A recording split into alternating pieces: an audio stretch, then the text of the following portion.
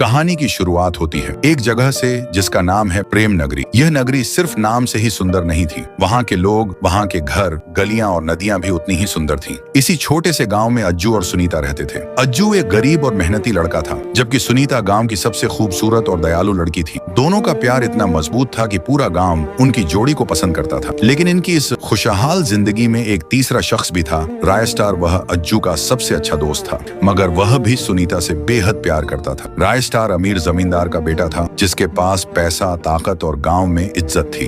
वह चुपचाप सुनीता को देखता रहता, मगर कभी अपनी भावनाएं जाहिर नहीं कर पाया, क्योंकि वो अज्जू से प्यार करती थी। हर साल की तरह इस साल भी पास वाले गांव में मेला लगा। सुनीता ने अज्जू को मेले में बुलाया, मगर रायस्टार ने चालाकी से अज्जू को एक झूठे काम के लिए बाहर भेजे दिया। जब अज्जू अपनी बाइक लेकर वहां से चला गया, तो रायस्टार भी अपनी बाइक से पास वाले गांव में मेला देखने निकल गया। तभी रास्ते में सुनीता अकेली दिखाई देती है, तो रायस्टार ने सही मौका देखकर सुनीता को बताया कि तुम्हारे लिए मेरा प्यार अज्जू से कम नहीं, बल्कि मैं तुम्हें उससे ज्यादा खुश रख सकता हूँ। सुनीता ने उसे मना कर दिया और वो वहां से चली गई, मगर रायस्टार ने ठान ली, अगर वह सुनीता को नहीं पा सकता तो कोई और भी नहीं पाएगा। अगले ही दिन गांव में एक बुजुर्ग के घर चोरी हुई तो खबर फैली। रायस्टार ने गांव वालों को बोलकर अज्जू पर झूठा इल्जाम लगाया कि उसने ही पैसा चुराया है। गांव वालों ने बिना सबूत के अज्जू को बदनाम कर दिया। सुनीता ने उसका साथ देना चाहा, मगर उसके पिता ने उसे अज्जू से दूर रहने का हुक्म दिया। अज्जू ने सुनीता से कहा, मैंने चोरी नहीं की। सुनीता ने कहा, मुझे पता है तुम ऐसा काम कभी नहीं करोगे। मैं तुम्हारा साथ हमेशा दूंगी, चाहे दुनिया कितनी भी तुम्हारे खिलाफ क्यों ना हो जाए।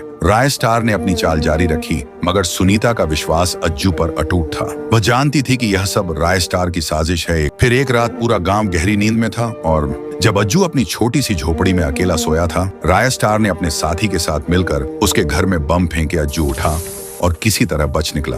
उसके लिए प्रेम नगरी में रहना मुश्किल हो गया। दर्द और निराशा से भरा हुआ अज्जू ने एक रात चुपचाप गांव छोड़ने का फैसला किया। वह सुनीता से मिले बिना ही गांव छोड़कर चला गया। जब सुबह सुनीता को पता चला कि अज्जू गांव छोड़कर जा चुका है, तो उसका दिल टूट गया।